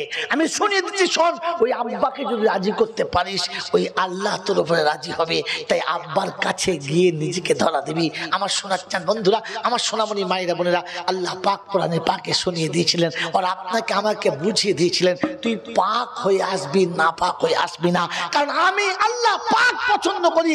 আল্লাহু ইউহিব্বুল মুতাতাহহিরিন, আল্লাহ পাক বলেন আমি পবিত্রতাকে পছন্দ করি। আমি আল্লাহ, আল্লাহু ইউহিব্বুত তাওয়াবিন, আর আমি তওবা করনেওয়ালাকে পছন্দ করি। আমার বন্ধুরা, আমার আল্লাহওয়ালা ভাইরা, এজন্য তওবা করার জন্য প্রথম শর্ত হলো নামাজ পড়ো, ওয়া আকিমুস সালাহ ওয়া আতুজ যাকাত, আর পরের কথা হলো মালের যাকাত দাও। তৃতীয় কথা হলো ওয়া আকরিদুল্লাহ কারজান হাসানা। আমি আল্লাহ পাক শুনিয়ে দিচ্ছি, শুনে রেখে দে, কারজে হাসানা দিবি, কারজে হাসানা কতটা, কারজে হাসানা কতটা? আল্লাহ পাক রব্বুল আলামিন শোনাচ্ছে, শুনে রেখে দে, যতক্ষণ তুই সান্ত্বনা পাস নাই ততক্ষণ মা তোকে দিয়েছে। তোর চোখের পানি মুছে দিয়ে তবে মা সান্ত্বনা পেয়েছে, তোর চোখের পানি মুছে দিয়ে তবে বাপ সান্ত্বনা পেয়েছে। সারা জীবন বাপ মা ভাই বোন তোর সান্ত্বনা দিয়ে তবে চুপ করেছে। আজ বৃদ্ধ বয়সে তাদের সান্ত্বনার খাতায় তোকে তুলে দেওয়া। আমার আল্লাহওয়ালা ভাইরা, আমার শোনাচ্ছেন বন্ধুরা, আমার সোনামণি মায়েরা বোনেরা, মানুষ অসহায় হয়ে গেলে কলিজা ফেটে যায়, চোখ দিয়ে দরদর করে পানি আসে। আমি আর আপনি কত নিষ্ঠুর হতে পারি, আমি আপনি কত নিচে নামতে পারি, আমি আপনি কতটা নিচে নামা আমার দ্বারা সম্ভব হবে জানি না। তাই কথা বলতে বলতে শেষ জায়গাতে চলে এসেছি। আমার বন্ধুরা, আমার আল্লাহওয়ালা ভাইরা, পৃথিবী থেকে যাবার সময় আমাকে যার সঙ্গে মিল খাবে হাসরে তার সঙ্গে আমাকে উঠতে হবে। শুনিয়েছিলাম না? শোনাই নাই? শুনিয়েছিলাম না? এই বন্ধু, এই পৃথিবীতে একজন মানুষ চলে গেছে, অর্থ কম ছিল না, বুদ্ধি কম ছিল না, প্রতিপত্তি কম ছিল না, স্ট্যাটাস কম ছিল না, এই পৃথিবীতে কোনো জিনিস তার কম ছিল না। ওই লোকটার নাম ফেরাউন। ওই লোকটার নাম ফেরাউন। টাকা কম ছিল, গাড়ি বাড়ি খারাপ ছিল, স্ট্যাটাস কমজোর ছিল, সমাজে ওজন ছিল, সমাজে ওজন ছিল, অর্থ ছিল, স্ট্যাটাস ছিল, বুদ্ধি জ্ঞান খুব ভালো ছিল। কিন্তু ফেরাউনের নাম শুনলে লোক খুশি হয় না নারাজ হয়? কারণ কারণ ফেরাউন অর্থের বলে আর বিদ্যের বলে একটা সময় নিজেকে খোদা বলে ফেলেছিল, আর সমাজের লোককে বলেছে, শোন আমি যেটা বলবো সেটা হবে, আমার হুকুমের বাইরে কিচ্ছু হবে না, আমাকে খোদা বলে মেনে নিবি, তা নাহলে তোকে পৃথিবীতে বাঁচাবো না, আমি যা বলবো সেটাই হবে, বাইরে যেতে পাবি না, আমার ইচ্ছার উপর তোর ইচ্ছা মিলাতে হবে। আর বলেছিল আনা রব্বুকুমুল আলা, আমি বড় খোদা। খোদাই দাবি করেছে যারা, ফেরাউন হলো, জোরে বলেন, খোদাই দাবি করেছে যারা, ফেরাউন হলো তারা। আল্লাহ বলেন আমি যেটা বলেছি সেটা তুই কেটে দিয়ে তোরটা বললি, যা, আমি আল্লাহ পাক তোর জন্য জাহান্নাম একদম ফাইনাল করে দিয়েছি, মরার পরে সঙ্গে সঙ্গে জাহান্নামের আগুনে তোকে রেখেছি। আজও মিশরের পিরামিডে যেখানে ফেরাউনের লাশ আছে, কাঁচা কোনো গাছের পাতা, কাঁচা কোনো বৃক্ষের পাতা তার দেহেতে রাখলে পেট্রোলে আগুন দিতে দেরি করে, তো পাতা পুড়ে যেতে দেরি করে না। জাহান্নামের আগুনের স্পিড এতটা বেশি। আমার বন্ধুরা, আমার আল্লাহওয়ালা ভাইরা, আমার জ্ঞানীরা, বুদ্ধিজীবীরা, আমার সোনামণি মায়েরা বোনেরা, এই ফেরাউন নিজে খোদার জায়গাতে বসিয়ে দিয়েছিল। আমি আপনি কিয়ামতে এরকম বিপদে পড়বো না তো? বন্ধু বলেন তো, ভালো মন্দের মালিককে, ভালো মন্দের মালিককে, কথা বলেন, আল্লাহ। ভবিষ্যতের মালিককে, জোরে বলেন, আল্লাহ। এটা আর কেউ হতে পারে না। 65 থেকে 67 বছর বয়স, চুলদারি পেকে গেছে, চোখের জ্যোতি কমে গেছে, ভালো করে 5 ওয়াক্ত নামাজ পড়ে না, মসজিদ আসলে চেয়ারে বসে নামাজ পড়ে, সোজা করে দাঁড়িয়ে নামাজ পড়তে পারে না, এইরকম বৃদ্ধ মানুষ ভোর 4টের সময় উঠে একটা বিড়ি ধরিয়ে মুখে নিয়ে কোমরে গামছা বেঁধে টাইট করে কাঁধে একটা কোদাল নিয়ে ভুক ভুক ভুক করে চলে যাচ্ছে। ইমাম সাহেব জিজ্ঞেস করে, চাচা কোথায় যাচ্ছ? এই ভোরের বেলা, শীতের সময় কুয়াশা পড়ছে, কোথায় যাচ্ছ? বলছে, বাবা জমিতে পানি হচ্ছে, মেশিনে পানি দিচ্ছে, তাই জমির আলটা ঠিক করে দিই। বুড়ো বয়সে কি হবে এত খেটে? কোথায় রাখবেন এত টাকা? ফাটা গামছা পরে চলে যাচ্ছে, কোথায় রাখবেন এত টাকা? তো সেদিন দুঃখ করে আফসোস করে বলেছে, বাবা দুটো কচি কচি বাচ্চা, ওদের ভবিষ্যৎটা করতে হবে, ওদের ভবিষ্যতের জন্য আমাকে খাটতে হচ্ছে, কারণ আমি মরার আগে ওদের ভবিষ্যৎ করে দিয়ে যাব। কি বাবা বলি না, বলি না? জোরে বলে। তো ভবিষ্যতের মালিককে আল্লাহ। কোদাল দিয়ে আল্লাহর লেখা ভবিষ্যৎ চেঁচে ফেলে তুমি ভবিষ্যৎ নিজে লিখছো। ভবিষ্যতের মালিক যদি আল্লাহ ছিল, তো তুমি ভবিষ্যতের বানাবার কে বলো? তার মানে আল্লাহর ভবিষ্যৎ তোমার পছন্দ হলো না, তুমি তোমার ছেলের ভবিষ্যৎ নিজে হাতে লিখতে চাচ্ছ, আল্লাহর লেখা পছন্দ হলো না, তাই তোমার নামটা কি ফেরাউনের খাতায় পড়ে না? কথা বলে। ফেরাউনের মতো তুমি তো ভবিষ্যৎ কাটতে শুরু করেছো। আমার সোনার চাঁদ বন্ধু বৃদ্ধ বয়সে ইঞ্জিনের ভ্যান চালাচ্ছে, সন্ধ্যাবেলা বাড়ি ফিরেছে, শীতের সময় জানুয়ারি মাসে সন্ধ্যাবেলা রাতে যখন বাড়ি ফিরেছে, এমন নিঃশ্বাস ফেলছে মনে হচ্ছে 58 গেটের ঠোকর একবারে খুলে গেছে, হু হু করে হাওয়া আসছে, ভুর করে টান মারছে, মনে হচ্ছে মরে গেল বলে। ওই সময় মেয়েটা বলছে, তোমার কপালে বাজ পড়ে নাই? তোমাকে বলেছি খাটতে হবে না, মরে যাবে তুমি, যে খাটবে না এমন করে কে বলেছিল ভ্যান নিয়ে যেতে? বুকে সর্ষের তেল গরম করে ঢালচার, বলছে 1000 করো না। চোখের পানি ফেলে কাঞ্চার, বলছে শোন রে, আমি নিজে থেকে করি নাই তোর জন্য। বললে কেন? বলে দুটো পাঁতা জন্ম দিয়েছিস, বিয়ে করে তো হাত ধরে নিয়ে গিয়ে উঠে পড়েছে অন্যের গোয়ালে, তোর কাছে জীবনে মা বলে আসে না, তোর দেখার কেউ রইল না, আমি হুট করে মরে গেলে তুই খাবি কি করে? তোর ভবিষ্যতের কথা ভেবে আমি ইঞ্জিন ভ্যান টানছি। বন্ধু, বিবির ভবিষ্যতের মালিককে। আর এ শালা শুয়ে আছে কে? পাক্কা ফেরাউন শুয়ে আছে। হ্যাঁ না বলেন? বিবির ভবিষ্যৎ নিজে হাতে লিখছো, আর মরার পরে ফেরেশতা হয়ে কবরে শুচ্ছ। বন্ধু, কিয়ামতে আল্লাহ যদি মনে করে যে আমার লেখা ভবিষ্যৎ পাল্টে তুমি ইঞ্জিন ভ্যানের চাকাতে ভবিষ্যৎ লিখেছিলে, আমার লেখা ভবিষ্যৎ পাল্টে তুমি তোমার ছেলের জন্য রাতের অন্ধকারে কোদালের ডগে লিখেছিলে, আমার কথা ভুলে গিয়ে, আমার নবীর কথা ভুলে গিয়ে তোমার ছেলে মেয়ে আর সংসারের ভবিষ্যতের জন্য তুমি তোমার সন্তানের ভবিষ্যৎগুলো ওই কলেজ আর স্কুলে লিখেছিলে, ওই দুনিয়ার কোনো চাকরি আর ব্যবসাতে লিখেছিলে, আমার ভবিষ্যতে বিশ্বাস ছিল না। তাই ফেরাউনের সঙ্গে তুমি উঠে দাঁড়াও, মুসলমানের সঙ্গে উঠে যেন দাঁড়াবে না, কারণ তোমাকে ফেরাউনের সঙ্গে মিল খায়। এই জলটা শুনলা বন্ধুরা, অনুরোধ করে বলে গেলাম হাত জোড়ো করে, কোনো কথা বলার সময় ভেবে বলবেন যেন এমন কথা বলে ফেলি যে আমার শিরকে, আমার ইমানটা নষ্ট না হয়ে যায়। এমন কথা বলে না ফেলি যে আমি আমার মরার আগে যেন ঈমান হারিয়ে কবরে না যেতে হয়। আমার বন্ধুরা, আমার আল্লাহওয়ালা ভাইরা, জ্ঞানী জনেরা, সুধী মানুষেরা, আমার সোনামণি মায়েরা বোনেরা, এই জন্য স্মরণ করিয়ে দিয়ে গেলাম। আল্লাহ পাক আপনাকে আমাকে চিরকাল তাকে স্মরণ রাখার, চিরকাল তাকে স্মরণ রাখার আর তার কথা মতো চলে নিজের জীবনটা ধন্য করার তৌফিক দিয়ে বলুন আমিন। ওয়া আখির দাওয়ানা আনিল হামদুলিল্লাহি রাব্বিল আলামিন। বাবাজিরা, সোনার লালীরা, আমার অসুস্থ শরীরের সিগন্যাল দিয়ে দিয়েছে, এরপরে আর কথা বলা আমার দ্বারা সম্ভব নয়। তাই এতক্ষণ যা বলেছি তারপরে ওখানে রাখেন, ওইখান থেকে বাইরে 3.5 ঘন্টা বায়ান চলছে, তখন প্রশ্ন করতে কি হয়েছিল, এখন প্রশ্ন মনে পড়ছে? পাগলা কোথাকার, পরশু তো 1.5 ঘন্টা আগে করা দরকার ছিল। আমার বন্ধুরা, আমার আল্লাহওয়ালা ভাইরা, জ্ঞানীজনরা, সুধী মানুষরা, আমার সোনামণি মায়েরা বোনেরা, সারা জীবন ছেলের গু ধোয়াবে কে? মা। পেশাব ধোয়াবে কে? মা। দেখাশোনা করবে কে? মা। তালাক দিলে ছেড়ে নেবে কে? আমি। পাক্কা হারামি। কবে ছেলে করে নিয়েছিলিস? কবে ছেলেকে মানুষ করেছিলিস? কবে ছেলেকে ওষুধ করেছিলিস? সারা জীবন ছেলের সব কিছু করবে মা, আর বউ ছেড়ে দেওয়ার সময় বলে ছেলের বাবা আমি বাবা। ফেরেশতা বলছে তুই ভেড়া। ছেলের মায়া দিয়েছিলিস? গোটা জিন্দিগিতে 3.5 বায়ান হলো, তখন পুজো করার মনে পড়ে নাই। এখন মজা একটা প্রশ্ন ছিল, তার মানে মৌলবি যেন ঝুলে যায়, যেতে না পারে। আমার বন্ধুরা, আমার আল্লাহওয়ালা ভাইরা, সেজন্য ফার্স্টে কথা রেখেছিলাম, বলেন যে এতগুলো হারাম টাকাটা পাওয়ার পরে ওই টাকাটা হালাল কি করে হলো? উত্তর পেয়েছেন? পেয়েছেন? পেয়েছেন? পান নাই। উত্তর আমি দিয়ে দেবো, যদি বলেন দিয়ে দেবো, দেবো। 10 জন উঠে দাঁড়ান, 10,000 টাকা দেবেন। ফ্রিতে বিষ খাও আমার, বলছি দিয়ে দেন, খুব মজা। এমনি দিয়ে দেওয়া? আপনাকে তো খরচ করতে হবে, আমাকে তো বাপের টাকা খরচা করে পড়তে হয়েছে, রাত জেগে পড়তে হয়েছে, মাথা ঘামিয়ে দেখতে হয়েছে, খুঁজে বার করতে হয়েছে। ফ্রিতে? তোমার বেলা সব পয়সা, আমার বেলা ফ্রি।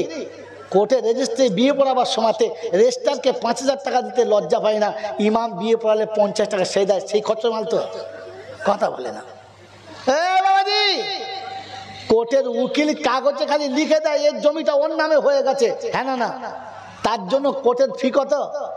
কত বলো? হ্যাঁ, 2 লাখ টাকায় সম্পত্তি কিনলে আপনাকে 20,000 টাকা খরচা করতে হবে, তবে নাম চেঞ্জ হবে, হ্যাঁ না বলে?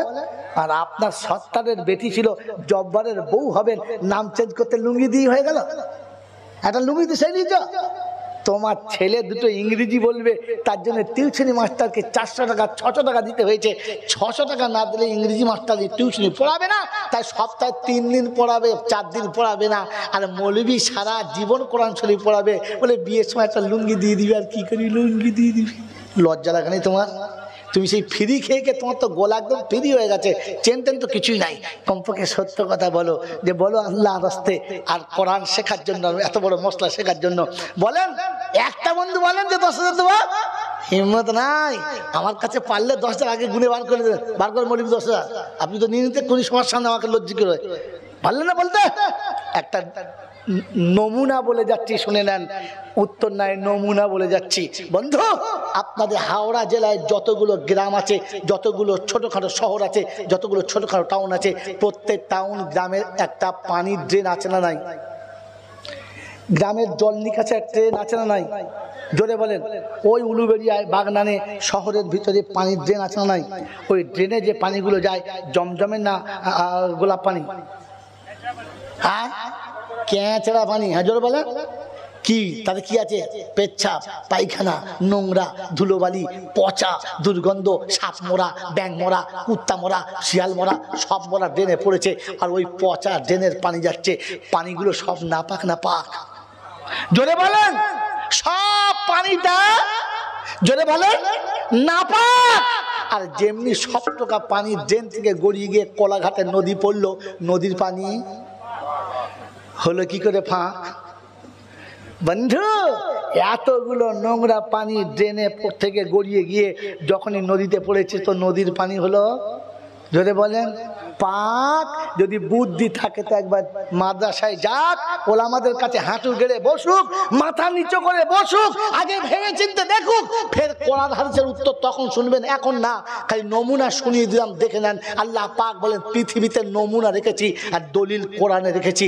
উত্তর দিয়ে দিয়েছি যে ট্রেনের সব নোংরা পানি একসঙ্গে সমুদ্রে নামলে সমুদ্রের পানি কখনো নাপাক না, এই নাপাকটা ওতে পড়েও পাক হয়ে যায়। তো পৃথিবীর যত নোংরা টাকা সরকারের খাতায়, ওখান থেকে মাস্টার ডাক্তারের কাছে যখন যায় ওটা তখন পাক হয়ে যায়। হয় কি করে ওটা বলবো না, ওটা বললে যদি সিন ছুটতে চান তো 10টা লোক হাত তোলেন, 10,000 দিতে হবে না। 10টা ছেলে হাত তোলেন, 10টা যুবক হাত তোলেন, টাকা দিতে হবে না, হাত তোলেন 10টা ছেলে, 3টা বাবা 2 হাত তুলে বলছে আমার 2জন দেখাচ্ছি, একটা করে হাত 10টা ছেলে তোলেন 10 জন, 100 তোলেন, যে বলেন আমরা 10 জন আর 10টা ছেলে মাদ্রাসায় পড়তে দেবো। কি জি, ও আপনাদের ছেলে পড়ে তাই হাত তুলে আছে। যাদের ছেলে পড়ে না এরকম বাপ 10 জন বলুন যে আমরা 10টা ছেলে মাদ্রাসায় দেবো, রাজি আছেন? একটা ওই পিছনে একটা বুড়ো মতো আছে, তোমার ছেলে আছে? তোমার ছেলে তো বুড়ো হয় না, ছেলের ছেলে আছে, ছেলেই নাই। কি বুঝলেন? যার বিয়ে হয় না সে বলছে পুনের টাকা নেবো না, বলছে বউ আছে বলে মরে গেছে। তো বউ মরে বুড়ো হয়ে গেছে, তুই 15 টাকা করতে নিবি? ভাইরা জ্ঞানীজনরা বুদ্ধিজীবীরা 10টা মানুষ হাত তুলে বলতে পারলেন না যে সত্য জিনিসটা জানার জন্য আমার ছেলেকে আলেম করব। 10টা মানুষ হাত তুলে বলতে পারলেন না, তো কোরআন কাকে শোনাবো, কোথায় শোনাবো, কি দিয়ে শোনাবো?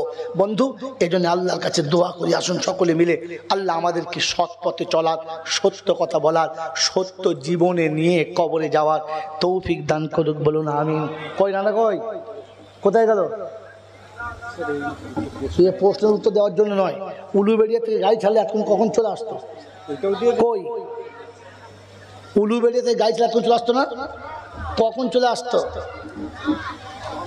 আর বাবা মারা গেলে হবে না, এখন যা মা মরে গেছে তাই হয় না, বাবা মরে গেছে। কি বলেন জি? যা প্রশ্ন আছে এখন উত্তর দেওয়ার মতো সময় নেই, বলেন। সেই জন্য মেরে মহতম দোস্তর বুজুর্গ আল্লাহওয়ালা ভাইরা, জ্ঞানীজনরা, সুদী মানুষেরা, আমার সোনামণি মায়েরা বোনেরা, আল্লাহ আপনাকে আমাকে সত্য পথে চলার তৌফিক দিক, বলুন আমিন। জরুর আল্লাহুম্মা আল্লাহুম্মা আল্লাহুম্মা আমিন।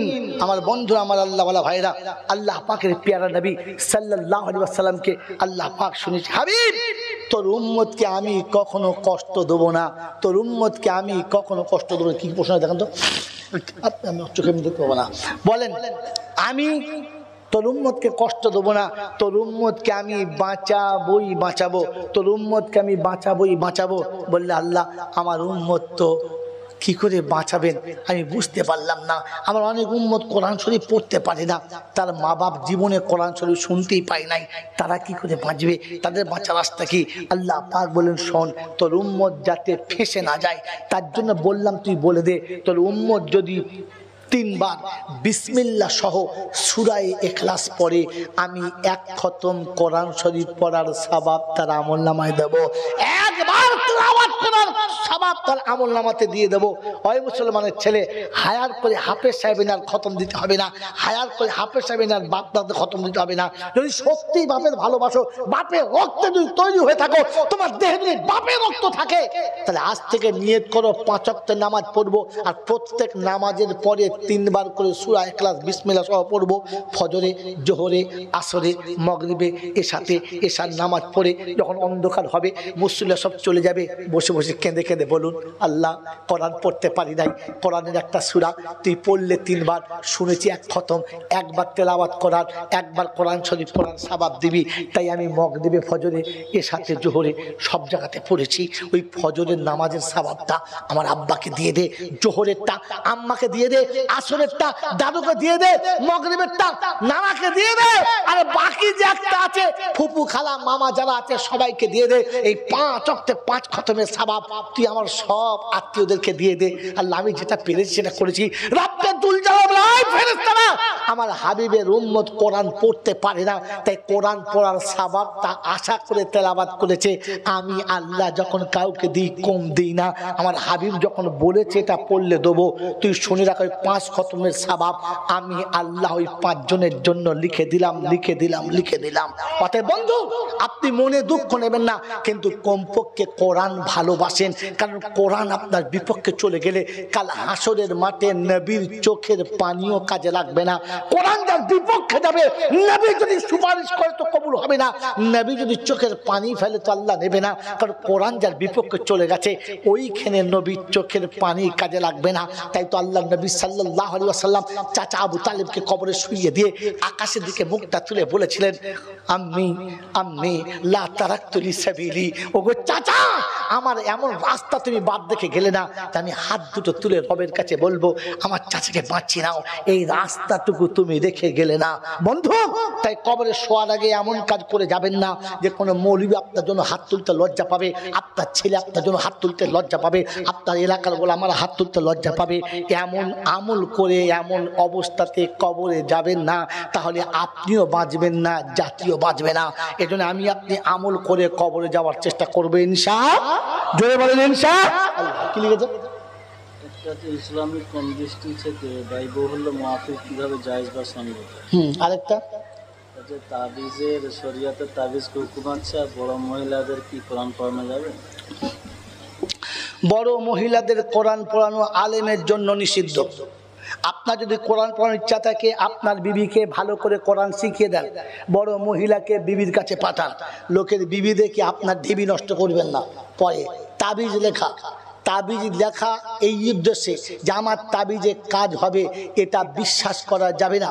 যে তাবিজ বাঁধে সে যদি ভাবে এই তাবিজই আমাকে বাঁচাবে, এটা তাকে তার পড়া চলবে না। তবে হ্যাঁ, আল্লাহর কালাম যদি সাথে থাকে আল্লাহ বরকত দিতে পারে। এই উসিলায় এরকম ইচ্ছা রাখলে তাবিজ পড়া অশোভনীয় না।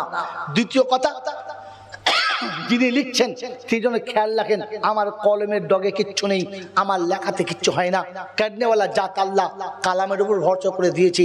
দুজনের মধ্যে নিয়ত ঠিক থাকতে হবে, একটা গোলমাল হলে আরেকটা নিয়ে চলে যাবে। মেরে মোহতরম দোস্ত বুজুর্গ, একই ডিমের ভেতরে দুটো কুসুম থাকে, এরকম ডিম থাকে না? একটা কুসুম পচে গেলে আরেকটা তো ঠিক থাকবে নাকি?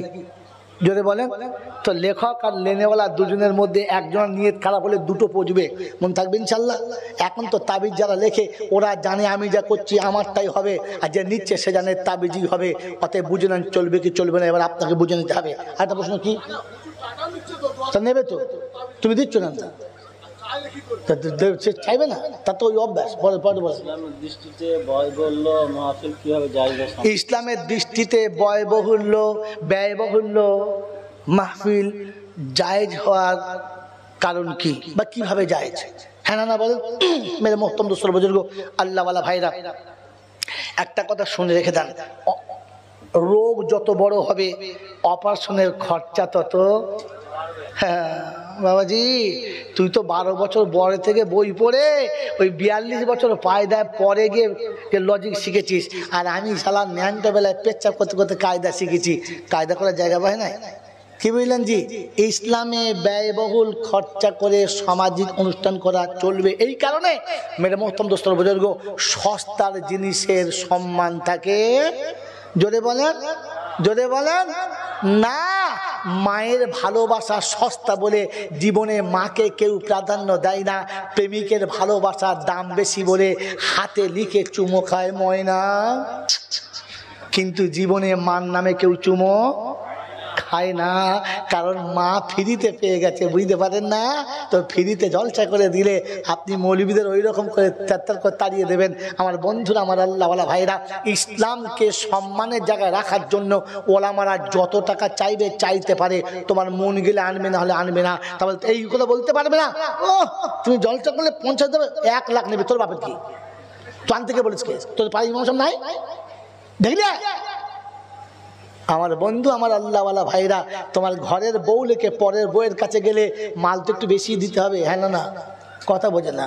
ঘরের বিবির কাছে দুটো চকলেট খাওয়ারই খুশি হবে, কিন্তু অন্যের বিবির কাছে যেতে গেলে বান্ডিল করে টাকা দিতে হবে। হ্যাঁ না বলেন তো? হায়ার করে মৌলবি আনলে 3 লাখ টাকা চাইবে, তাই দিতে হবে।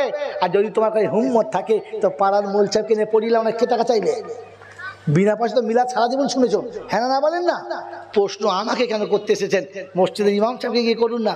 আমার বন্ধুরা, আমার আল্লাহওয়ালা ভাইরা, জ্ঞানীজন সুদী মৌসা, এই বছর রমজান তখন এতে আমি ঢুকি নাই, কদিন বাদে ঢুকবো। একজন ফোন করে বলছে, মোল সাহেব কি বলবো বলতো? কেন? বলছে আমাদের ইমাম সাহেব বলছে যে এই রমজান মাসে সেহরিতে লোককে মাইকে ডাকা যাবে না। মগরিবের একটু আগে বলবে ওরা যে 10 মিনিট বাকি আছে কি 2 মিনিট বাকি আছে, আপনারা তৈরি হন, এটা নাকি মাইকে বলা যাবে না। আলাম ঠিক বলেছে, যাবে না। বলছে কি করবো? আলাম চুপ করে থাকুন, ঈদের দিন সকালবেলা নামাজ পড়ে মোলচা করে ছেড়ে দেবেন, যখন বলে বেতন দেন বল ভাই নামাজ পড়িয়ে বেতন নেওয়া যাবে না, ও শালা বুঝতে পারবে জ্বলনটা, তখন বুঝতে পারবে জ্বলনটা। মশলা দেওয়ার আগে বুঝে বলা দরকার ছিল, শেষে ঘুরিয়ে আমার বাঁশ যাবে না তো। কথা বোঝেন না? বোঝেন না? মাইকে পাড়ার লোকে ডাকা যাবে না, তো পাড়ার লোক নামাজ পড়ার পরে ঈদের দিন টাকা দেবে না, লুঙ্গি খুলে মাথায় পাগড়ি বেঁধে বাড়ি যেতে হবে, মার আর ফচকাবে না। মনে থাকবে ইনশাআল্লাহ? এই জন্য শুনে রেখে দেন, কোনো কথা বলার আগে ভাবতে হয় এ কথাটা বলার পরে ইসলামের দৃষ্টিকোণে কোনো ক্ষতি আসবে কিনা। এটা শুধুমাত্র তাদের জন্য যে পাড়ার জোয়ান ছেলেরা বড় নারীর ইজ্জত দেখার জন্য ঈদের দিনে ফাংশন দেয়, রাস্তার উপরে লাইভ চালায়। আপনি কেন জিজ্ঞাসা করলেন না তোদেরকে কি মুসলমানের বাচ্চা বলা যায়? তোর কি মুসলমানের রক্ত তৈরি হয়েছে? তোর বাপদাদা থেকে সত্যি মুসলমান ছিল? জিজ্ঞাসা করতে পারলেন না? চলে এলেন স্টেজে মোল সাহেবকে জিজ্ঞাসা করতে, ব্যয়বহুল খরচা করে সামাজিক অনুষ্ঠান চলবে কিনা।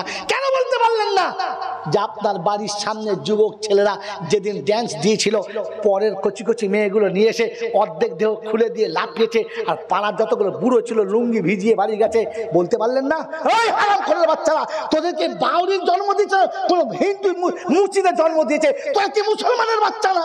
জিজ্ঞেস করলেন না? প্রশ্ন করে ছাল খুলে দিত ওখানে, হাড় ভেঙে দিত ওখানে। ওখানে আপনি বলতে পারেন নাই, তাই সহজে মৌলবীর ঘাড়ে দিয়ে বাস চালাচ্ছেন। বলেন ব্যয়বহুল খরচা করেছে। ওই মেয়েগুলো ফিরে এসছিল, মাইগুলো ফিরে এসছিল।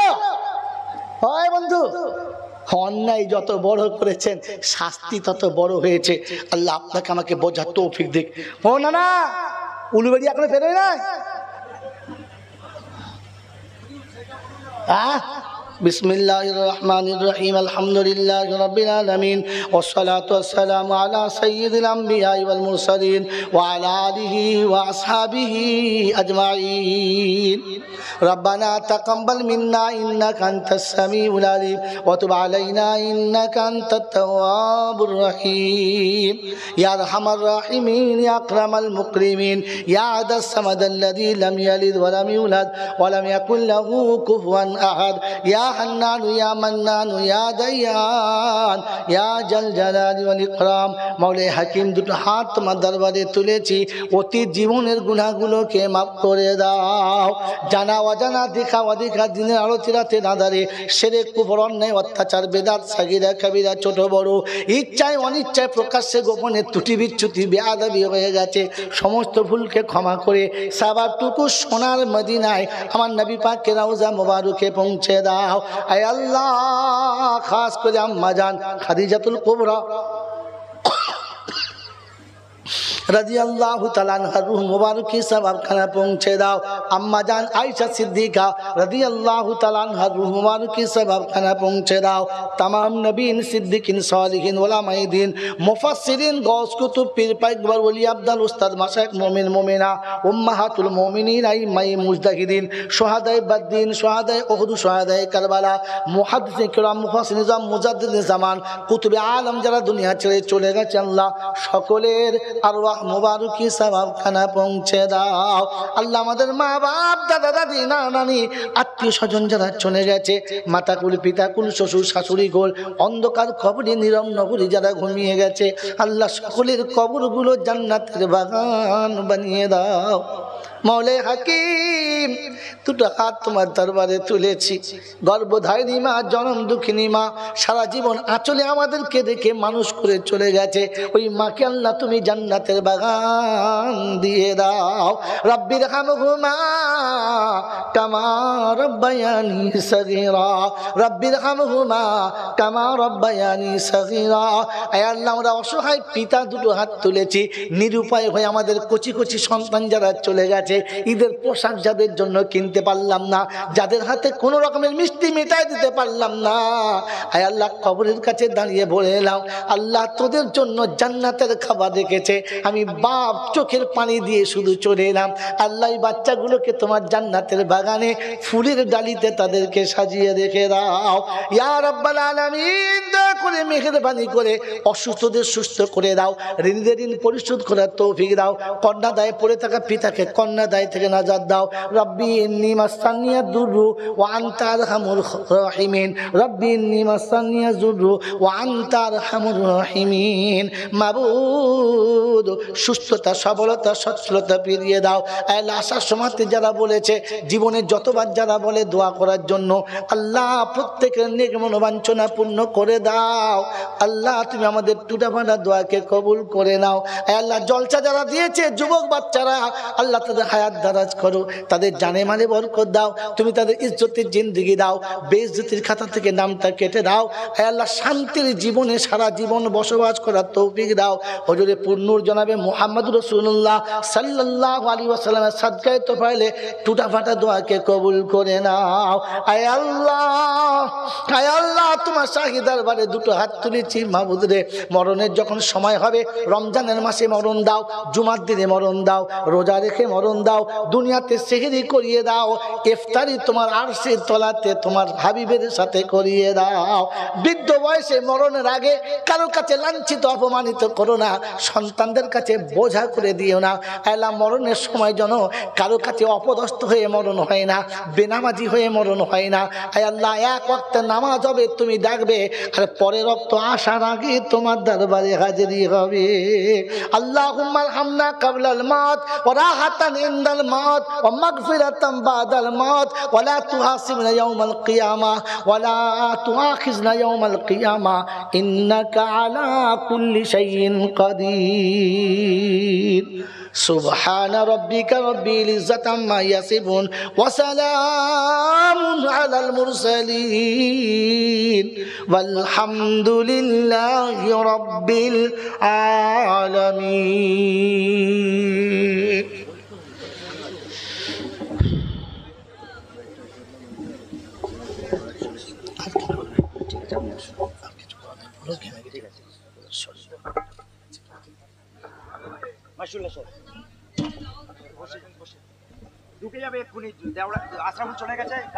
আমরা আপনারা নিজেদের সময় নষ্ট করে হযরত আয়ান শুনছিলেন।